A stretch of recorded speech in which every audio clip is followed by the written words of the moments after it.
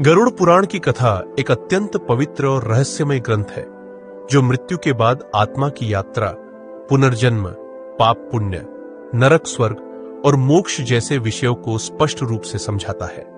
हमारी आपसे आग्रह है, इस कथा को पूरा अवश्य सुने। गरुड़ जी ने भगवान विष्णु से यह जानना चाहा कि मृत्यु के बाद जीवात्मा की क्या गति होती है, कैसे उसे पाप पुण्य का फल मिलता है, क्या नरक और स्वर्ग सचमुच होते हैं। भगवान विष्णु ने गरुड़ को विस्तार से एक कथा के माध्यम से उत्तर दिया। बहुत समय पहले की बात है। वृषसेन नामक एक व्यक्ति था जो एक धनी व्यापारी था। उसके पास धन, वैभव, नौकर चाकर, स्त्री संपत्ति सब कुछ था, लेकिन उसके हृदय में न तो करुणा थी, न श्रद्धा और न ही धर्म का कोई भाव। वह दिन रात अपने व्यापार में लगा रहता, किंतु गरीबों की सहायता कभी न करता। भूखे को भोजन, प्यासे को जल और अतिथि को आदर देना उसके स्वभाव में नहीं था। मंदिर से उसे चिढ़ थी और संतों को वह ढोंगी कहता था। उसने जीवन भर झूठ, छल, धोखा और वासनाओं में लिप्त रहकर जीवन बिताया। उसे न पुण्य की चिंता थी, न मरने के बाद की गति की। एक दिन जब वह 55 वर्ष का हुआ, अचानक उसकी छाती में असह्य पीड़ा होने लगी। उसने वैद्य बुलवाए, किंतु अब समय पूर्ण हो चुका था। प्राण डोलने लगे। उसकी पत्नी विलाप करने लगी, बेटे जोर से रोने लगे, लेकिन उसके पास मृत्यु के समय कोई भी धार्मिक संस्कार नहीं कराया गया। न गंगा जल पिलाया गया, न तुलसी दल दिया गया, न श्रीनाम का स्मरण।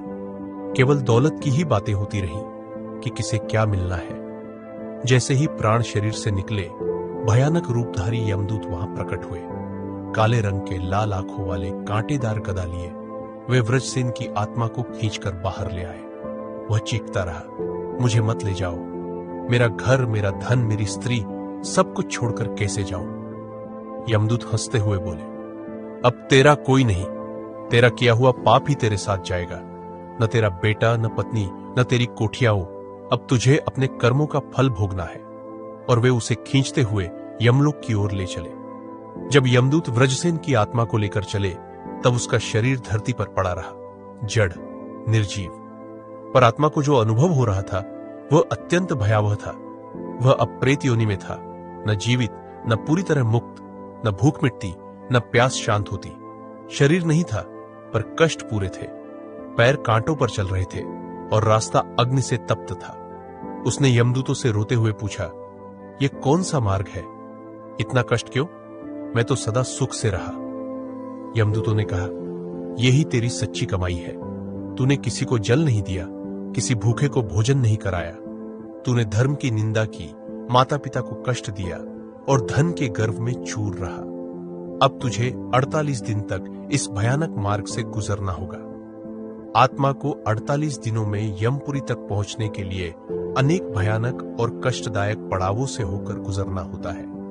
हर पड़ाव पर उसे अपनी करनी का फल मिलता है। उससे पहले वह पहुंचा वैतरणी नदी पर। यह नदी मांस, रक्त, कीचड़ और गंदगी से भरी थी। इसमें सड़े हुए शव, मगरमच्छ, सर्प और असंख्य कीड़े थे।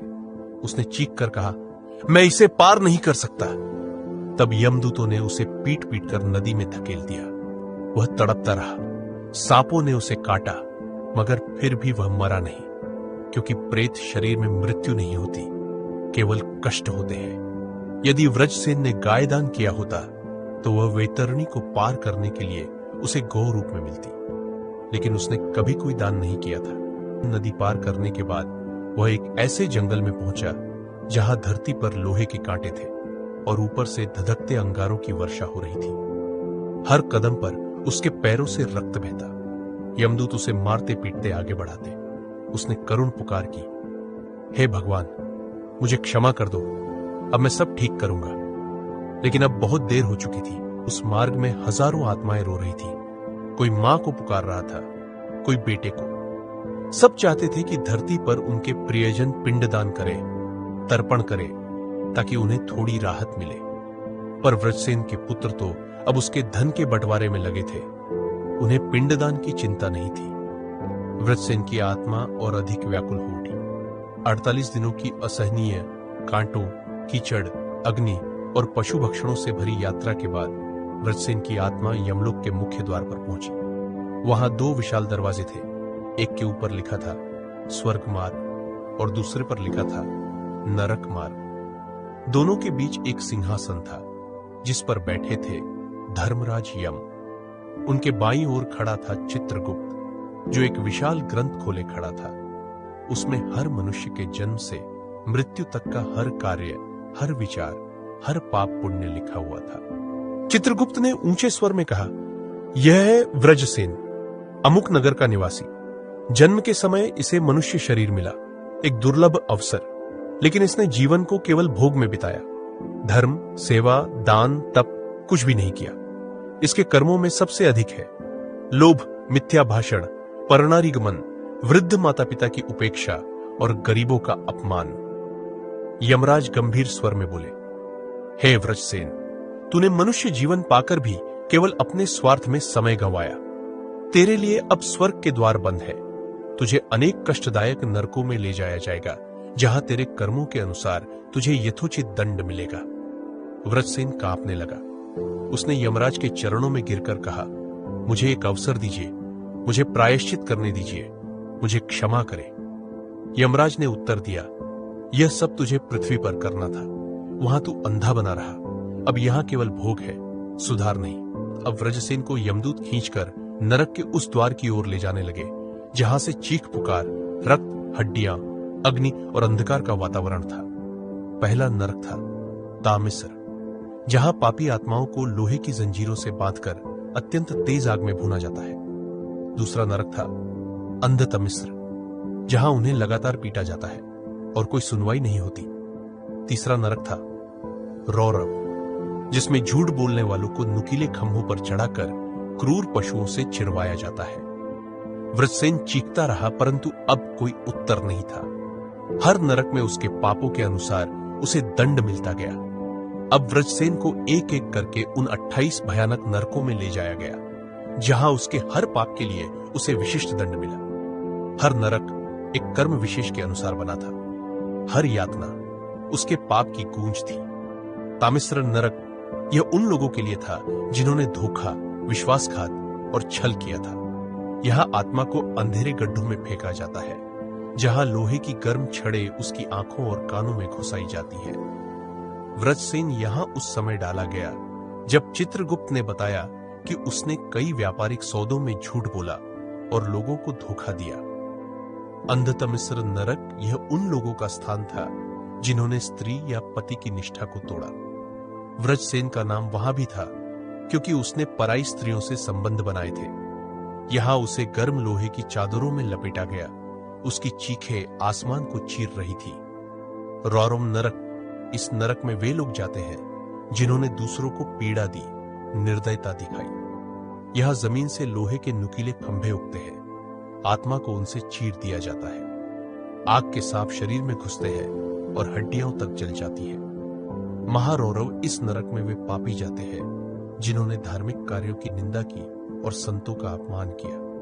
व्रजसेन ने संतों को ढोंगी कहा था। अब वही संत वेशधारी यमदूत उसे दंड दे रहे थे। कुंभिपाक नरक, जो लोग मांसाहारी, हिंसक और निर्दयी रहे, उन्हें यहां तेल में उबाला जाता है। व्रजसेन का शौक था कि वह जंगली जानवरों के मांस से भोज करता था। अब वही व्रजसेन खौलते हुए तेल में डाला गया और उसकी चमड़ी उतरने लगी। इन सब कष्टों के बीच आत्मा रोती रही। उसने करुणा से कहा, क्या कोई है जो मुझे इन पीड़ाओं से मुक्त कर सकता है? क्या मेरी संतान मुझे भूली नहीं है? क्या किसी ने मेरे लिए पिंडदान या तर्पण किया है? यमदूतों ने कहा, यदि तेरे परिजनों ने धर्मानुसार श्राद्ध, तर्पण और दान किया हो तो तुझे नरक से मुक्ति मिल सकती है, वरना नहीं। धरती पर व्रजसेन का पुत्र विलाससेन अब पिता की मृत्यु के 13 दिन बाद भी केवल संपत्ति के बंटवारे में व्यस्त था।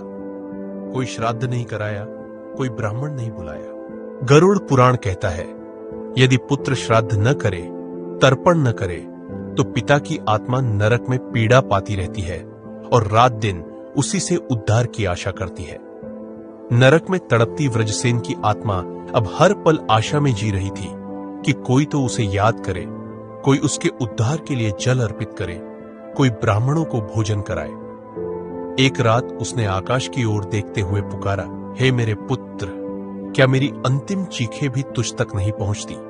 मैं तुझ में जीता था और अब तेरे ही कारण मैं भोगता हूं। क्या तुझे धर्म नहीं सिखाया? क्या तुझे ये नहीं बताया कि श्राद्ध और तर्पण ही वह सेतु है जिससे आत्मा नरक से पार जा सकती है? उसी समय नरक में और भी आत्माएं थी जो पिछले युगों से वहीं थी। वे व्रजसेन से कहने लगे, हमने तो युगों पहले शरीर छोड़ा, लेकिन आज तक हमारे वंशजों ने हमें अर्पण नहीं किया। अब हम प्रेत योनि में भटक रहे हैं। न स्वर्ग है न पुनर्जन्म, केवल भूख, प्यास, सन्नाटा और अंधकार। गरुड़ पुराण में कहा गया है, यदि संतानें तर्पण, पिंडदान और श्रद्धा से ब्राह्मण सेवा करे तो पितर तुरंत नरक से छूटकर गंगा स्नान के समान शांति को प्राप्त करते हैं। उधर धरती पर व्रजसेन के नगर में एक विरक्त साधु का आगमन हुआ। वह गांव के कुएं पर बैठकर प्रवचन कर रहा था और गरुड़ पुराण की वही कथा सुना रहा था जो स्वयं व्रजसेन की आत्मा के साथ घट रही थी। विलाससेन, व्रजसेन का पुत्र, वहां से गुजरा। उसने साधु की बात सुनी। जो संतानें अपने माता पिता के लिए श्राद्ध नहीं करती वे ही पापों में डूबती हैं, और जिनके पितर तड़प रहे होते हैं वे संतानें कभी सुखी नहीं हो सकती। सुनते ही उसके मन में एक तूफान उठा। उस रात विलाससेन को सपना आया। उसने देखा कि उसका पिता लोहे की जंजीरों में जकड़ा, रक्त से लथपथ, आंखों से आंसू बहाता हुआ कह रहा है, बेटा, यदि तू एक बार मेरे लिए पिंडदान कर दे, यदि तू एक बार तिल और जल अर्पित कर दे, तो मुझे यह नरक का अग्निकुंड छोड़ने का अवसर मिल जाएगा। विलाससेन हड़बड़ा कर उठा। उसका हृदय कांप रहा था। सुबह होते ही विलाससेन साधु के चरणों में गिर पड़ा। उसने रोते हुए कहा, स्वामी, मैंने अपने पिता का तर्पण नहीं किया। मैं अपने लोभ में अंधा हो गया। अब क्या करूं? साधु ने करुणा से कहा, वत्स, अभी देर नहीं हुई। शास्त्र कहता है, यकुर्यात श्रद्धया तर्पणम स पितरं तर्येत।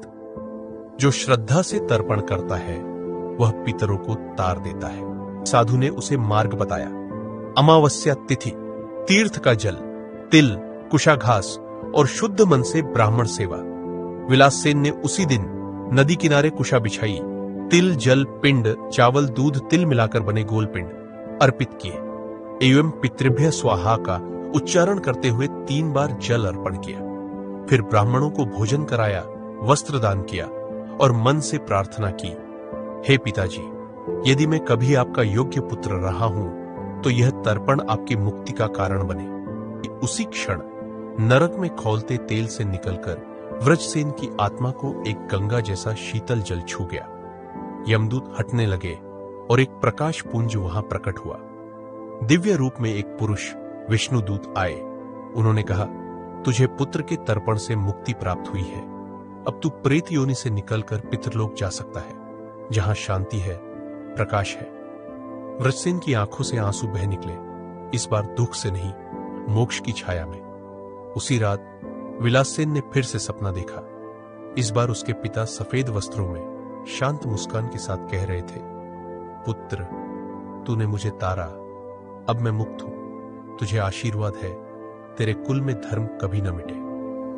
गरुड़ पुराण का संदेश, जो पितरों को अर्पण करते हैं उन्हें स्वयं भी मृत्यु के पश्चात यही मार्ग शांति से प्राप्त होता है। जो धर्म छोड़ते हैं वे जन्म जन्मांतर तक दुर्गति को प्राप्त होते हैं। भगवान विष्णु ने गरुड़ को समझाया, हे गरुड़, यही कारण है कि शास्त्रों ने कहा है, जब कोई शरीर छोड़ता है तो परिवार वालों को उसका श्राद्ध, तर्पण और धार्मिक कर्म करने चाहिए।